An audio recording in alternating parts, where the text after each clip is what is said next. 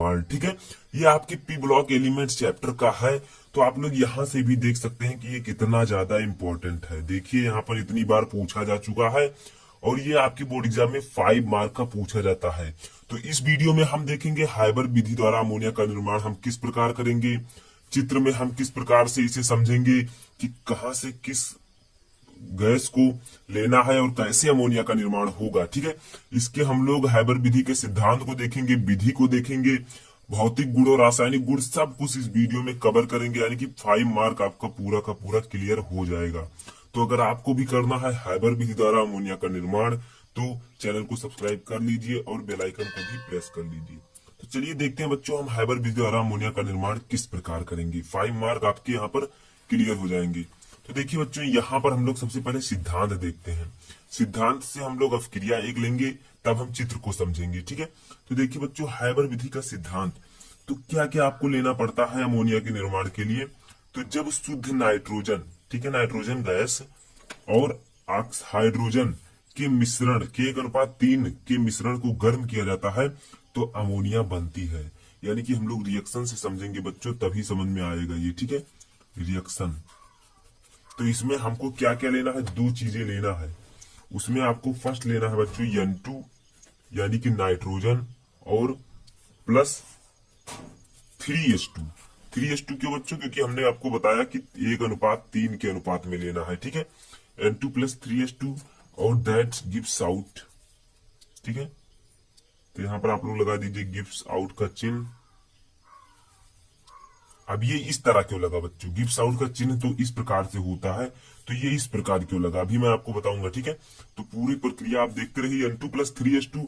अब हमें बनाना क्या था, अमोनिया। ठीक है, तो हमारा जो प्रोडक्ट प्राप्त होगा बच्चों वो 2NH3 प्राप्त होगा। अब आप लोग देखिए, ये बैलेंस रिएक्शन है। N2 आपके पास 2N है, तो नाइट्रोजन आपके पास यहाँ भी 2 है, यहाँ भी 2 है। ठीक है, हाइड्रोजन आपके पास 2 इंटू 3 यानी कि 6 है, तो 3 इंटू 2 यानी कि 6 हाइड्रोजन आपके पास है। यानी कि ये रिएक्शन जो है बैलेंस है और यहाँ पर कुछ ऊर्जा भी मुक्त होती है। ठीक है, 23,400 कैलोरी ऊर्जा मुक्त होगी इस रिएक्शन में। ठीक है, तो ये आप लोग समझिए।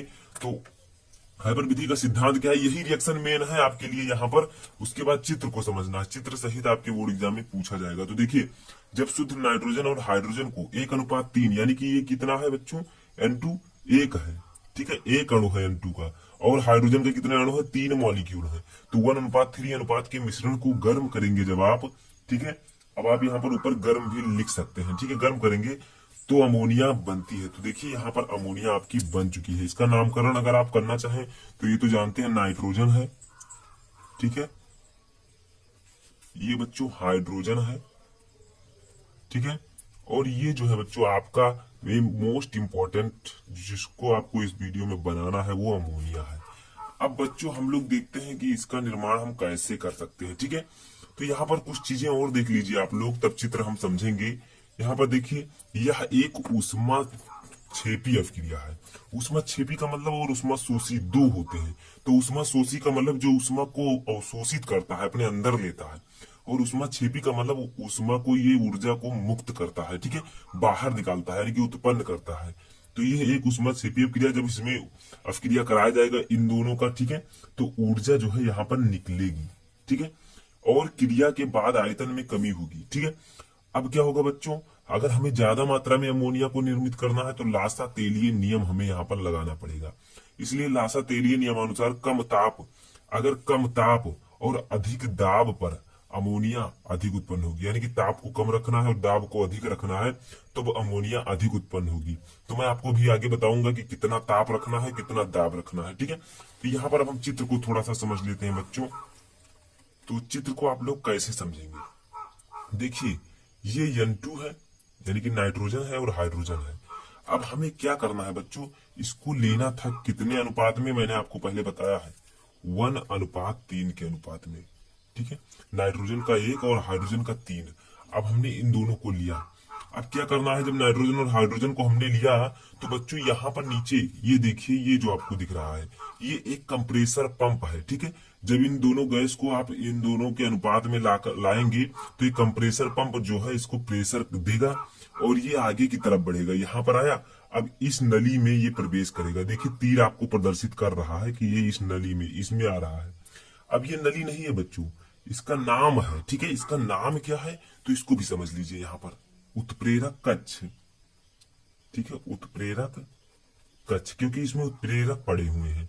जो हमने नाइट्रोजन और हाइड्रोजन को 1:3 के अनुपात में मिलाकर कंप्रेसर पंप द्वारा प्रवाहित किया, तो वो एक उत्प्रेरक कक्ष में गया। इस उत्प्रेरक कक्ष में मॉलिब्डेनम और लोहे का चूर्ण है, ठीक है, जिसमें बच्चों लोहे का जो चूर्ण है ये उत्प्रेरक का कार्य कर रहा है। उत्प्रेरक का कार्य होता है अपक्रिया की गति को बढ़ाना, ठीक है।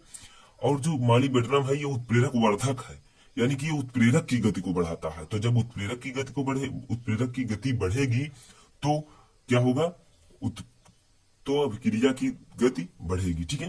तो ये क्या हुआ, N2 और H2 को 1:3 के अनुपात में हमने कंप्रेस किया, जिसके बाद ये एक उत्प्रेरक कक्ष में आया जिसमें मॉलिब्डेनम और लोहे का चूर्ण है, ठीक है।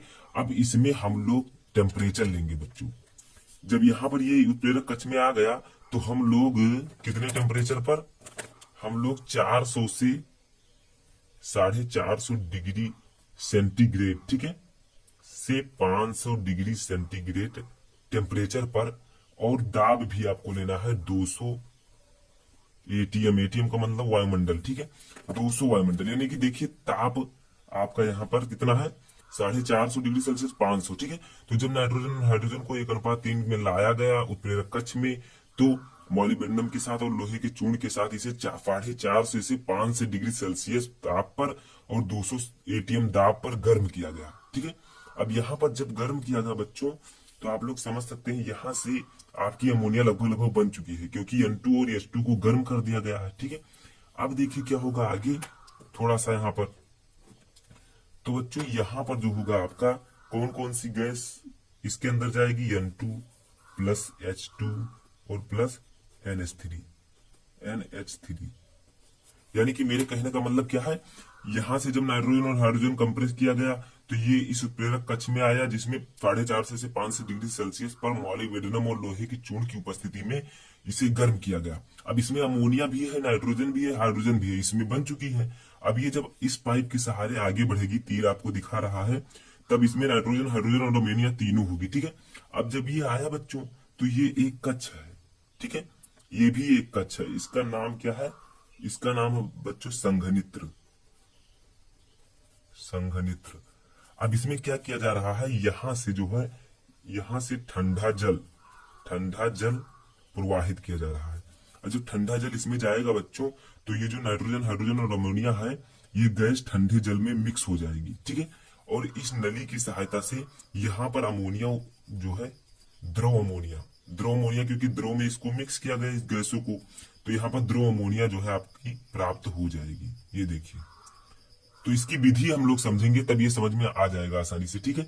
अब क्या करेंगे, जो गैस बची उसको इस सर्कुलेशन पंप की सहायता से इसको हम लोग दोबारा या ऐसे यहाँ से ले जाकर इस उत्प्रेरक कक्ष में ले जा सकते हैं। फिर से अमोनिया बनती रहेगी, फिर इधर से गैस निकलेगा, फिर इसे हम लोग उत्प्रेरक कक्ष में ले जाएंगे। इस प्रकार लगातार अमोनिया का निर्माण होता रहेगा। चित्र समझ में आया? एक बार हम लोग पुनः रिपीट करते हैं बच्चों।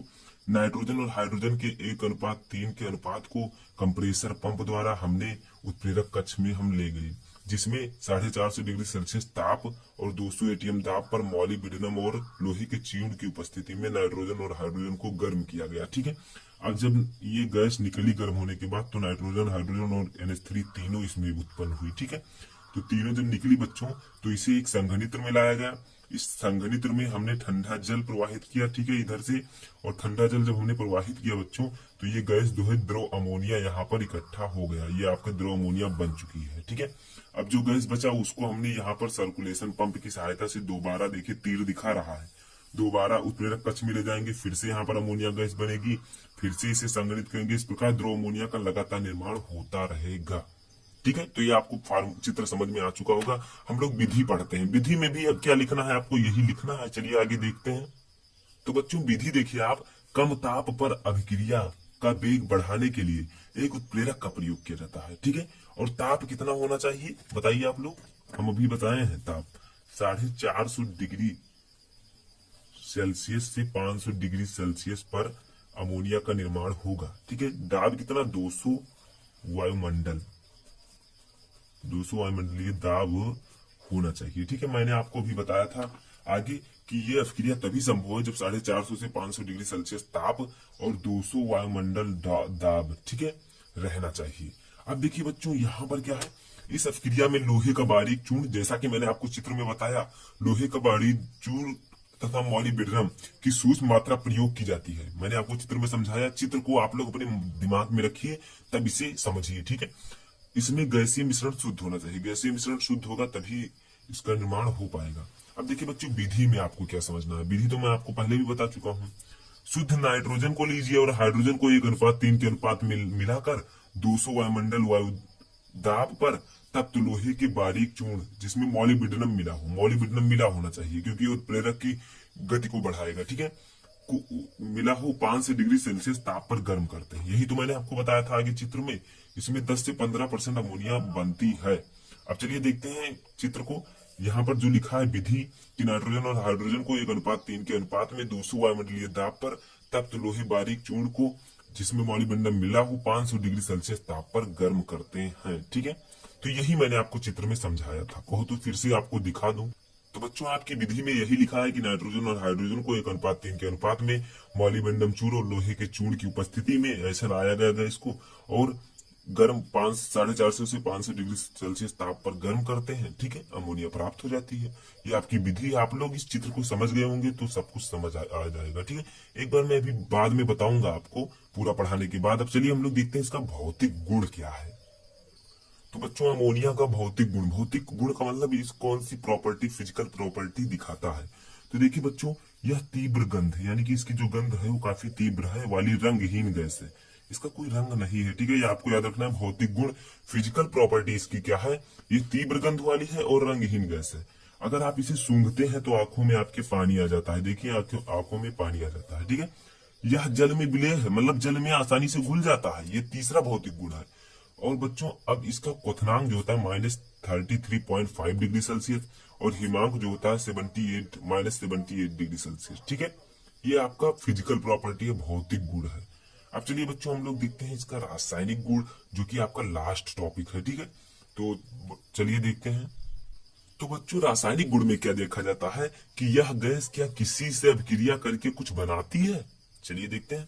क्षारीय गुण, यह क्षारीय गैस है। जो आपकी अमोनिया है ये एक बेसिक गैस है, क्षारीय गैस है तथा लाल लिटमस पेपर को ये नीला कर देती है। यानी कि जो क्षार होते हैं वो लाल लिटमस पेपर को नीला कर देते हैं, जो अम्ल होते हैं वो नीले लिटमस पेपर को लाल कर देते हैं। ठीक है, ये अम्लों से क्रिया करके लवण बनाती है। ये अम्लों से अगर एसिड से क्रिया करेगी तो सॉल्ट बनाएगी।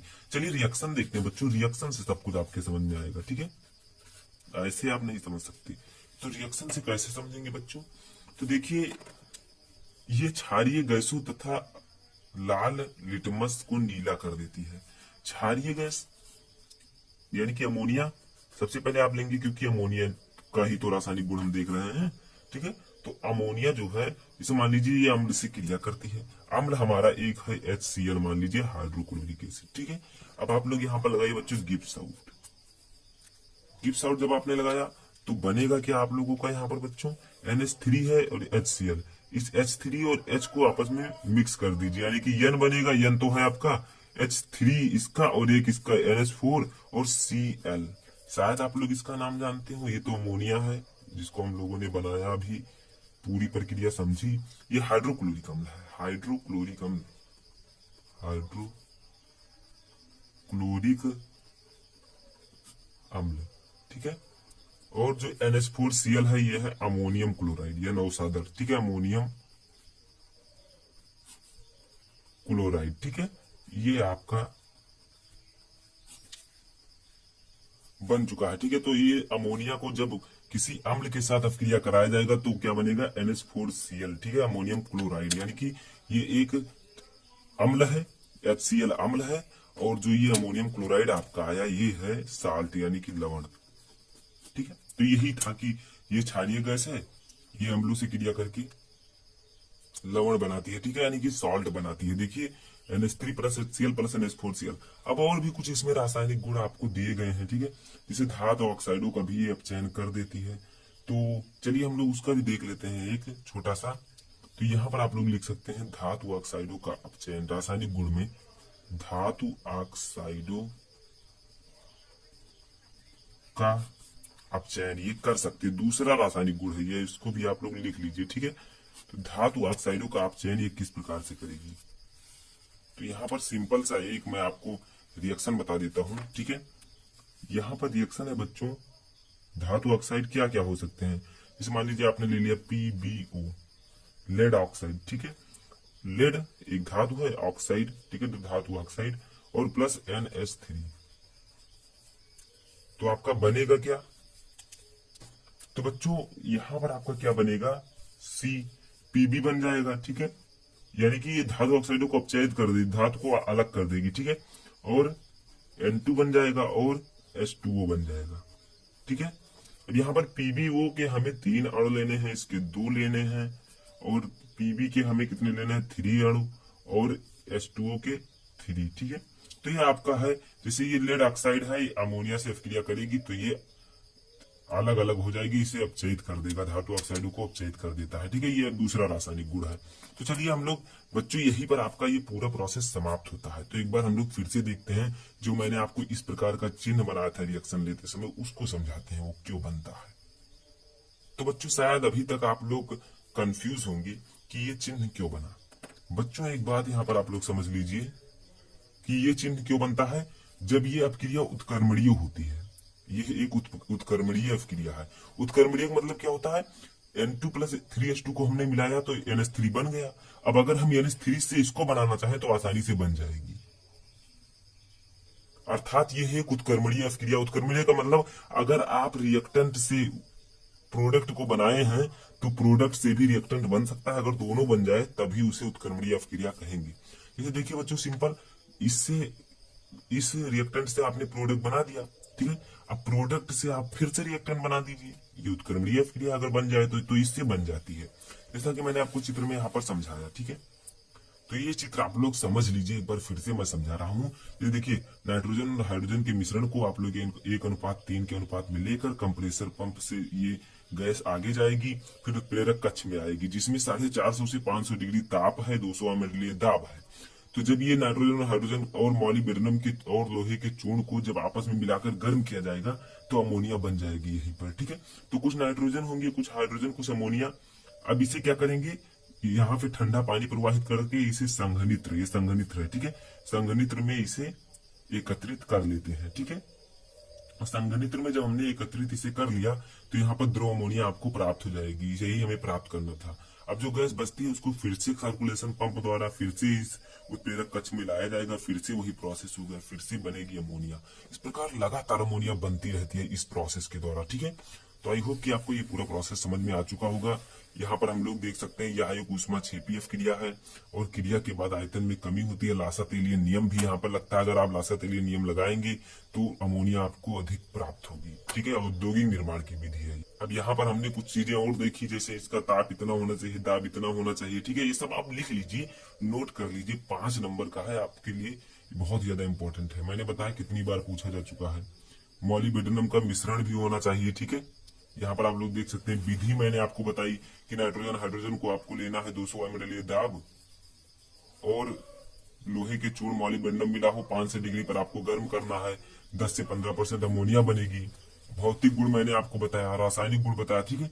तो बच्चों ये टॉपिक आई होप कि आपके समझ में आ चुका होगा।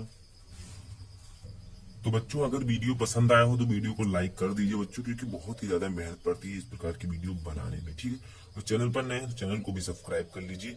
मैं आपको इस चैनल पर लगातार तैयारी करा रहा हूँ, बोर्ड एग्जाम हो चाहे जो हो, ठीक है, ये आपके टॉपिक में है। और तो बच्चों चैनल पर नए हैं तो चैनल को भी सब्सक्राइब कर लीजिएगा और वीडियो को शेयर कर दीजिएगा अपने दोस्तों में जिनको इस वीडियो की जरूरत है, ठीक है।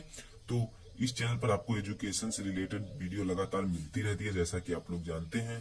तो इस वीडियो में फिलहाल इतना ही। Thank you and take